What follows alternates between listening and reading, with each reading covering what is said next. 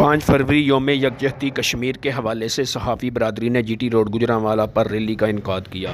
News 4 के chief editor हाफिज़ अशफाक वहाँ मौजूद थे। उन्होंने कुछ सीनियर सहाफ़ियों से बातचीत की।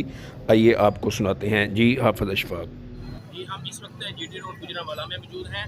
यहाँ 5 फरवरी यौम यकजहती कश्मीर के हवाले से एक रैली का इनेकाद किया गया है। ये रैली मीडिया की जानिब से निकाली जा रही है और इस हवाले से हमारे साथ मोहम्मद अजीम भट्ट साहब मौजूद हैं। इनसे पूछते हैं कि इनका इस बारे में क्या मकसद है और कश्मीर के बारे में इनका क्या राय है। जी, सबसे पहले आपका बहुत शुक्रिया कि आपने हमें मौका दिया अपने इज़हार ख्याल के लिए।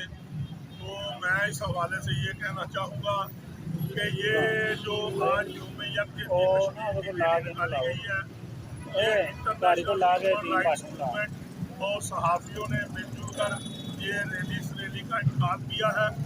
तो हम अपने जो कश्मीरी भाई हैं उनके शाना बशाना खड़े हैं और सबसे पहले शोहदाए कश्मीर जो हैं मैं उनकी अज़मत को सल्यूट पेश करता हूँ और उनके लिए दुआ गो हूँ कि अल्लाह तबारक व तआला उनको जवारे रहमत में जगह दे और उनकी कब्रों पर लाखों करोड़ों अपनी रहमतों का नज़ूल करे।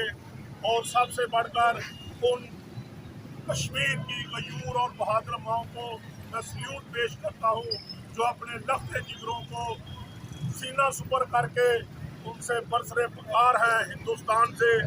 तो इंशाअल्लाह तबारक व तआला हम पाकिस्तानी अवाम और मीडिया पर्सन चाहे कोई भी हो वो इंशाअल्लाह हम कश्मीर के साथ शाना बशाना खड़े हैं। कश्मीर हमारा अनटूट अंग है और पाकिस्तान की शाहरग है। इंशाअल्लाह वो दिन दूर नहीं जब कश्मीर पाकिस्तान का हिस्सा बनेगा, हिस्सा था और हिस्सा रहेगा। कश्मीर बनेगा, कश्मीर बनेगा, कश्मीर बनेगा। इस वक्त हमारे साथ सीनियर सहाफ़ी मोहम्मद तैयब नहर साहब मौजूद हैं। इनसे पूछते हैं क्या जी बिल्कुल, हम अपने कश्मीरी भाइयों के साथ हर कदम ब कदम मिलाकर चल रहे हैं।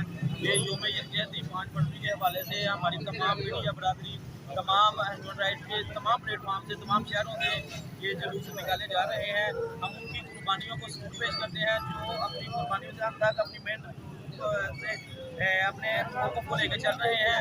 इंशाल्लाह हम अपने कश्मीरी भाइयों के साथ हर तरफ से जितना हो सकेगा उनकी आवाज़ को उनके बाला तक पहुँचाने में अपना किरदार अदा करेंगे। बहुत शुक्रिया।